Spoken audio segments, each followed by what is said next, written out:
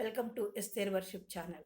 మరొక వీడియో ద్వారా మిమ్మల్ని కలుసుకొని దేవుని వాక్యాన్ని మీతో పంచుకోవడానికి దేవుడు నాకు ఇచ్చిన ఆయుష్ను బట్టి, ఆరోగ్యాన్ని బట్టి, జీవమును బట్టి, ఊపిరిని బట్టి దేవునికి కృతజ్ఞతాస్తుతులు చెల్లిస్తున్నాను. మీ అందరికీ నా వందనాలను ప్రోత్సహిస్తూ, బలపరుస్తూ, ఆదరిస్తున్నందుకు, సబ్స్క్రైబ్ చేసుకున్నందుకు, లైక్ చేస్తున్నందుకు మీకు నా వందనాలు తెలియజేస్తున్నాను. ఈరోజు మీరందరూ కూడా దేవుని నామంలో, విశ్వాసంలో, దేవునిలో ముందుకు సాగుతున్నారని, మీకు ఆయురారోగ్య ఐశ్వర్యాలు, అభివృద్ధి అన్ని విషయాల్లో దేవుడు కలుగు చేయాలని నేను దేవుని బట్టి ప్రార్థిస్తున్నాను. నా గురించి, నా కుటుంబం గురించి మీరు ప్రార్థిస్తున్నందుకు వందనాలు తెలియజేస్తున్నాను. ఈరోజు మనము ప్రకటన గ్రంథంలో సంఘాల గురించి చర్చిస్తున్నాము. దేవుని సందేశం మనం వింటున్నాం. దేవుడు మనతో మాట్లాడుతున్నాడు. ప్రకటన గ్రంథంలో ఉన్న సంఘాల గురించి మనం ఒక్కొక్క సంఘం గురించి మనం చెప్పుకుంటున్నాము. ఈరోజు తుయితైర సంఘం గురించి దేవుడు మనతో మాట్లాడాలని నేను ఆశపడుతున్నాను.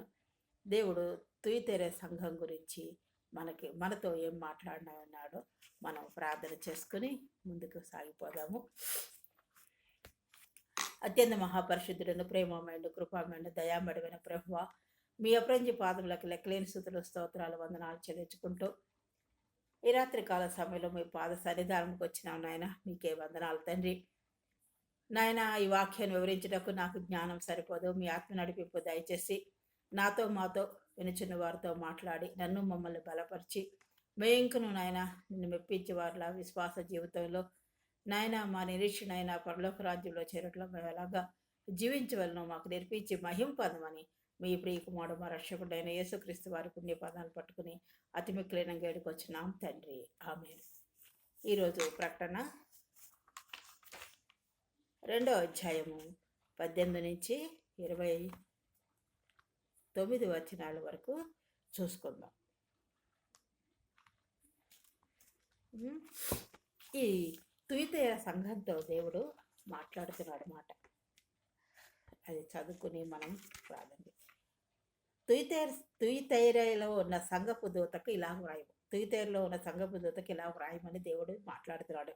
ఏమనంటే, అగ్నిజ్వాలు వంటి కనులను, అపరంజిని పోలిన పాదములు గల దేవుని కుమారుడు చెప్పు సంగతులు ఏమనగా, ఆయన కనులు ఎలాగున్నాయట? అగ్నిజ్వాలలు.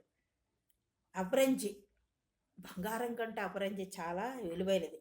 అలాంటి పాదములు గల దేవుని కుమారుడు చెప్పు సంగతులు ఏమనగా, నీ క్రియలను, నీ ప్రేమను, నీ విశ్వాసమును, నీ పరిచయను, నీ సహోదరమును నేను ఎరుగుదురు. నీ మొదటి క్రియలు కన్నా నీ కడపటి క్రియలు మరి ఎక్కువైనవని ఎరుగుదును. అయినను నీ మీద తప్పు ఒకటి నేను మోపవలసిన్నది. ఏమనగా, తాను ప్రవక్తనని చెప్పుకొనుచున్న యజబెలను స్త్రీని నీ ఉండనిచ్చుచున్నావు. జారత్వము చేయుటకును, విగ్రహములకు బలి ఇచ్చిన వాటిని తినుటకును అది నా దాసులకు బోధించుచు వారిని మోసపరుచున్నది అని దేవుడు మాట్లాడుతున్నాడు. ఈ తుయితైర సంఘం గురించి మనం కొన్ని విషయాలు ముందుగా మనం చూసుకుందాం. ఈ తుయితైర సంఘము చిన్నాసియా అందలి పడమటి పరగణాయను లిడియాలో ఉత్తరముగా ఉందంట. ఎక్కడుందమ్మా? తుయితైర చిన్నాసియాలో పడమటి పరగణాలుగా ఉన్నాయి, విభజించేవారు కదా. అలాగే పరగణాయకు లిడియాలో ఉత్తరముగా నుండి పట్టడం అంటేది. పెర్గము నుండి సార్దీస్ అని పట్టణమునకు పో మార్గ మధ్యములో ఇది ఉన్నది. మార్గము గుండా ఉన్నది మాట.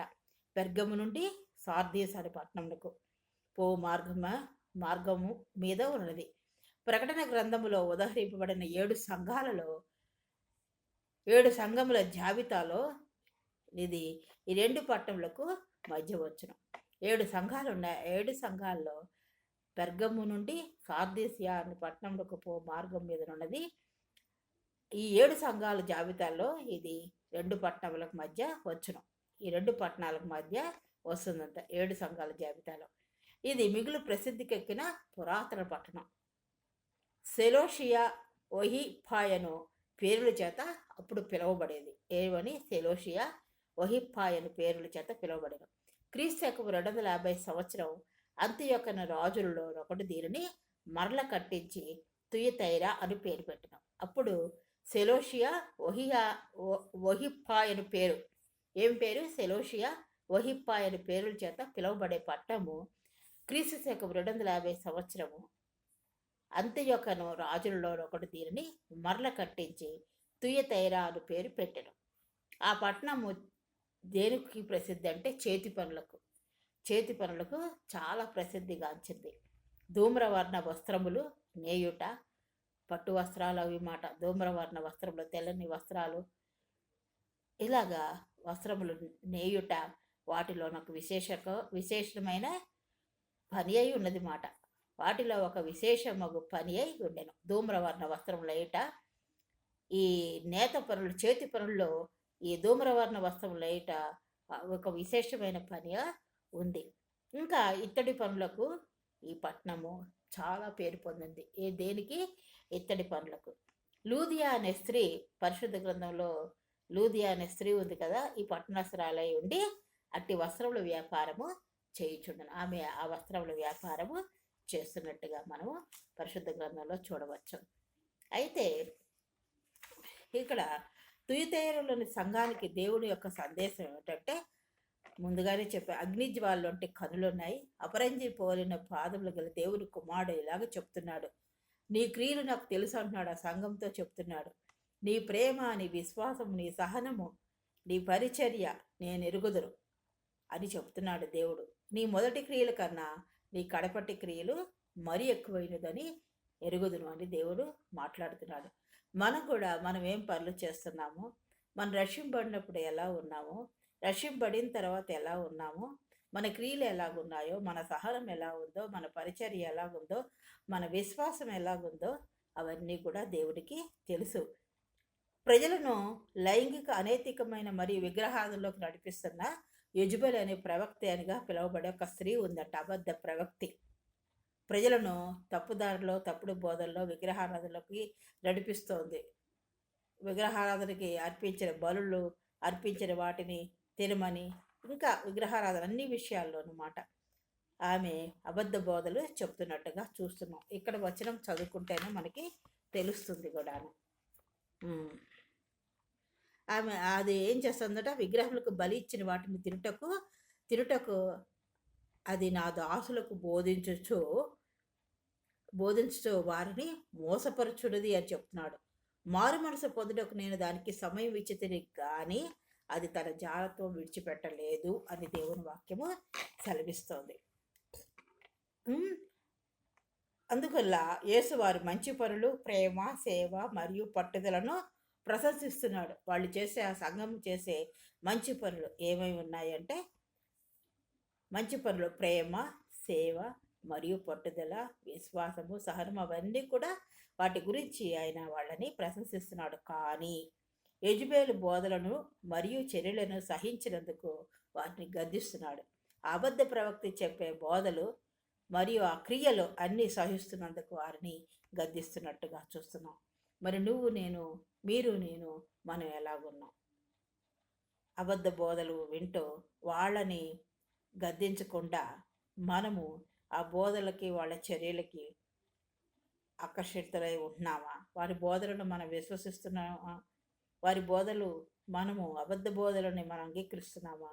మనం పరీక్షించుకోవాల్సిన వాటి చర్యలను సహించినందుకు ఆ సంఘాన్ని గద్దిస్తున్నట్టుగా దేవుడు మనం చూస్తున్నాం. ఆమె అనుచరులకు తీవ్రమైన తీర్పు ఉంటుందని కూడా ఆయన హెచ్చరిస్తున్నాడు. విశ్వాసులు తన పట్ల తమ విశ్వాసాలు నిలుపుకోవాలని, విశ్వాసులు ఏం చేయాలి? మనం ఎప్పుడైతే దేవుడిని అంగీకరించామో విశ్వాసాన్ని నిలుపుకోవాలని ఆ సంఘానికి ప్రోత్సహిస్తున్నాడు. ఆ సంఘానికే కాదు, ఈ రాత్రి కాల సమయంలో దేవుడు మనతో కూడా మాట్లాడుతున్నాడు. సాతాను బోధనలు మనం వినకూడదు. సాతాను అనేకమైన అబద్ధ బోధనలు చెప్తూ ఉంటుంది. అవన్నీ మనం వినకూడదు. మన విశ్వాసం, మన ఏ విషయంలో మనం ఏ పిలుపుతో దేవుడు మనని పిలిచాడో దానికి మనం కట్టుబడి విశ్వాసంలో ఉండాలి. మారు మనసు పొందుటకు దానికి సమయం ఇచ్చితిని కానీ అది తన జాగ్రత్తను విడిచిపెట్టి మారు మనసు పొందట్లేదు మాట. సమయం ఇచ్చాడు దేవుడు, కానీ మారు మనసు పొందట్లేదు. మరి మనం కూడా పొరపాట్లు, తప్పులు చేస్తున్నాము. మరి క్షమించుకొని దేవుడిని అడుగుతున్నాము, తిరిగి చేస్తున్నాము. మరి మారు మనసు పొందిన తర్వాత కూడా మనం పొరపాట్లు చేస్తున్నాము, పాపం చేస్తూ ఉన్నాము. వాటిని విడిచిపెట్టి దేవుని వైపు తిరగాలి. మీకు కలిగిన విశ్వాసం గట్టిగా పట్టుకొనుడు అంటున్నాడు. అందం వరకు నా క్రియలు జాగ్రత్తగా చేయవారికి జనుల మీద అధికారం ఇస్తానని చెప్తున్నాడు. ఏమిస్తాడు? దేశం మీద అధికారం ఇస్తాడు. జనులు అంటే దేశం, ఇక దేశంలో ఉన్న ప్రజలు అధికారం ఇస్తారంటున్నాడు. ఇనుపదండముతో వారిని ఏలును, వాళ్ళని ఏళతారు వీరు. ఎలాగా? ఇనుపదండముతో అని. వారి క్రియల విషయమై మారు మనసు పొందితే కానీ వారిని మారు మనసు పొందితేనే కానీ వారిని, లేకపోతే వారిని బహు శ్రమల పాలు చేతుడు అంటున్నాడు. మారు మనసు పొందాలి, చేసిన వాటికి పశ్చాత్తాపడాలి, కానీ అప్పుడే ఆయన మన పట్ల ఏం చేయనున్నాడో అధికారం ఇస్తారని, ఇనుపదండంతో వారిని ఏళ్తారని దేవుడు చెప్తున్నాడు. లేకపోతే బహుశ్రమల పాలు చేతును అంటున్నాడు. అందువలన అంతరింద్రియములను హృదయములను పరీక్షించబడని నేనే. దేవుడు మన హృదయంలో అంతరింద్రియాలు మూలుగు మన హృదయంలో ఏమున్నాయో లోపల ఉన్న ప్రతి ఇంద్రియములోని వాటిని పరీక్షించి వాడు ఆయనే. నేనేని సంఘంలో తెలుసుకోవాలని చెప్తున్నాడు. సంఘాలు తెలుసుకోవాలని చెప్తున్నాడు. కాబట్టి మీకు కలిగి ఉన్న దాన్ని గట్టిగా పట్టుకోండి అంటున్నాడు. మీకు కలిగి ఉన్న దాన్ని గట్టిగా పట్టుకోండి. నేను ఆ తండ్రి వలన అధికారం పొందినట్టు జయించుము. ఆయన అధికారం పొందాడు, అన్నీ జయించి. 36వ వచనం చూసుకుంటే, 26, 27 చూసుకుంటే, నేను నా తండ్రి వల్ల అధికారం పొందినట్లు జయించుము. ఆయన జయించాడు కాబట్టి తండ్రి అధికారం ఇచ్చాడు. అంతవరకు నా క్రియలు జాగ్రత్తగా చేయడానికి జనుల మీద అధికారం ఇచ్చేది. ఆయన క్రియలు జాగ్రత్తగా చేయాలన్నమాట. అప్పుడు ఆయన అధికారం ఇస్తాడట. అతడు ఇనుపదండంతో వారిని ఏలును. అధికారం మాట, ఏలును. వారు కుమ్మరివారి పాత్రల వలె పగలగొట్టబడదు. కుమ్మరివారి పాత్రల వలె పగలబట్టు మారు మనసు పొందుతారు. మరియు అతనికి వేకువ చుక్కను ఇచ్చేదను. సంఘములతో ఆత్మ చెప్పుచున్న మాట చెవిగలవాడు వినుగాక. జయించాలి. ఆయన జయించాడు కాబట్టి తండ్రి వలన, నేను నా తండ్రి వలన అధికారం పొందినట్లు జయించుచు అంతం వరకు నా క్రియలు జాగ్రత్తగా చేయము.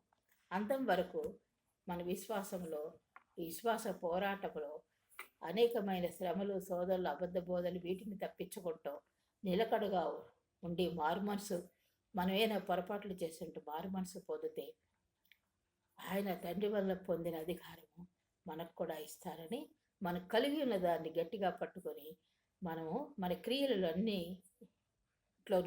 అన్నిట్లోనూ మన క్రియలన్నిట్లోనూ మంచి పనులు చేస్తూ ఆయనకి ఇష్టలేని వారుగా ఉంటూ ఈ శ్రమలన్నింటినీ మనం జయించాలని దేవుడి వాక్యం సెలవిస్తుంది. దేవుడి వాక్యము దీవించుడుగాక. అత్యంత మహాపరిశుద్ధుడు, ప్రేమామయుడు, కృపామయుడు, దయామయుడైన ప్రభువా, మీ అపరంజి పాదములకు లెక్కలేని స్తుతులు, స్తోత్రాలు, వందనాలు చెల్లించుకుంటూ ఈ రాత్రికాల సమయంలో మరొకసారి నీ పాసనకు వచ్చిన ఆయన ఈ తుయ్యతెర సంఘం గురించి మాతో మాట్లాడిన విధానం బట్టి వందనాలు ప్రభా. అవును ప్రభా, మేము ఏ విషయంలో మేము నాయన మరి తప్పిపోయాము ప్రభా, వాటిని జాగ్రత్తగా పరీక్షించుకుంటూ మారు మనసు పొంది విశ్వాస జీవితంలో జయ జీవితం కలిగి ముందుకు సాగిపోయే కృపను గ్రహించుకొని మీ ప్రియకుమారుడు మా రక్షకుడైన యేసుక్రీస్తు వారి పుణ్యపాదాలు పట్టుకుని అతి మిక్కులైనంగా వేడుకొచ్చున్నాం తండ్రి, ఆమె. మరి మనం క్లుప్తంగా తుయ్యతెర సంఘాల గురించి నేర్చుకున్నాం. ప్రతి సంఘంలోనూ ఆయన ఏదో ఒక వాళ్ళకి గమనించాడు కాబట్టి ఆయన ఏదో ఒకటి హెచ్చరిక చేస్తూ మారు మనసు పొందమని, పశ్చాత్తాపడమని, కాపాడుకోమని విశ్వాసాన్ని చెప్తున్నాడు. మరి వాళ్ళకే కాదు మనకు కూడా చెప్తున్నాడు. దేవుడు మన విశ్వాసాన్ని మనం కాపాడుకోవాలి, గట్టిగా పట్టుకోవాలి, ప్రతి విషయంలో జీవితం కలిగి ముందుకు సాగిపోవాలని దేవుడు కోరుతున్నాడు. కాబట్టి అట్టి ప్రకారం ముందుకు సాగిపోయేలాగా మనము ఆయన్ని ప్రార్థన చేసుకుంటూ విశ్వాస జీవితంలో ముందుకు సాగిపోవాలి. దేవుడి వాక్యం దీవించుగాక. నా గురించి, నా బిడ్డల గురించి మీరు ప్రార్థన చేస్తున్నందుకు వందనాలు. మీ గురించి, మీ కుటుంబాల గురించి, మీ యొక్క అవసరతలు ఏవై ఉన్నాయో అవన్నీ క్రీస్తు మహిమేశ్వరుడు నెరవేర్చాలని మానదిన ప్రార్థన.